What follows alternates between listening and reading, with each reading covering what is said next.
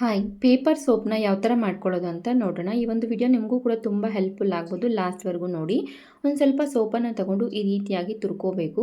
ನಂತರ ಅದಕ್ಕೆ ಒಂದು ಸ್ವಲ್ಪ ಡೆಟಾಯ್ಲ್ ಆಗಲಿ ಇಲ್ಲಾಂತಂದರೆ ನೀರನ್ನಾದರೂ ಸೇರಿಸ್ಕೊಂಡು ಚೆನ್ನಾಗಿ ಇದನ್ನು ಮೆಲ್ಟ್ ಮಾಡ್ಕೊಳ್ಳೋ ತನಕ ಚೆನ್ನಾಗಿ ಕರಗಿಸ್ಕೊಂಡು ಹಳೆ ಬುಕ್ಕಲ್ಲಿ ಒಂದು 2 ಪೇಪರನ್ನು ತಗೊಂಡು ಈ ಒಂದು ಮಿಶ್ರಣವನ್ನು ನೀಟಾಗಿ ಇದರ ಮೇಲೆ ಸ್ಪ್ರೆಡ್ ಮಾಡ್ಕೋಬೇಕು. ಇದನ್ನು ಒಣಗಿಸ್ಕೊಳ್ಲಿಕ್ಕೆ ಒಂದು 5ರಿಂದ 10 ನಿಮಿಷ ಆದರೆ ಟೈಮ್ ತೊಗೊಳತ್ತೆ.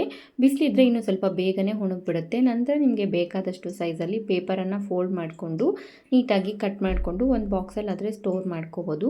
ಇದನ್ನು ಯಾವ ರೀತಿಯಲ್ಲಿ ಬಳಸ್ಕೋಬೋದು ಅಂತಂದರೆ, ನಾವು ಟ್ರಿಪ್ಪೆಲ್ಲ ಹೋಗ್ತೀವಿ, ಹೊರಗಡೆ ಜರ್ನಿ ಮಾಡ್ತೀವಿ ಅಂಥ ಟೈಮಲ್ಲಿ ಈ ಒಂದು ಪೇಪರ್ ಸೋಪಿಂದ ಆರಾಮಾಗಿ ಒಂದು ತಗೊಂಡು ಈಸಿಯಾಗಿ ಹ್ಯಾಂಡ್ ವಾಶ್ ಮಾಡ್ಕೊಂಡ್ಬಿಡ್ಬೋದು. ನಂತರ ಸ್ಕೂಲ್ಗೆ ಹೋಗೋವಂಥ ಮಕ್ಕಳಿಗಾದರೆ ಲಂಚ್ ಬ್ಯಾಗಲ್ಲಿ ಒಂದು 2 ಇಟ್ಟು ಕಳಿಸಿದ್ರೆ ಈಸಿಯಾಗಿ ಅವರು ಕೂಡ ಹ್ಯಾಂಡ್ ವಾಶ್ ಎಲ್ಲ ಮಾಡ್ಕೊಳ್ತಾರೆ. ಅಲ್ಲಿ ಹೊರಗಡೆ ಸಿಗುವಂಥ ಹ್ಯಾಂಡ್ ವಾಶ್ ಎಲ್ಲ ಅಷ್ಟೊಂದು ಹೈಜೀನ್ ಇರೋದಿಲ್ಲ. ಖಂಡಿತ ನೀವು ಕೂಡ ಟ್ರೈ ಮಾಡಿ ನೋಡಿ. ಅನುಕೂಲ ಆಗುತ್ತಂದರೆ ಶೇರ್ ಮಾಡಿ, ಚಾನಲ್ನ ಸಬ್ಸ್ಕ್ರೈಬ್ ಮಾಡಿ. Thank you.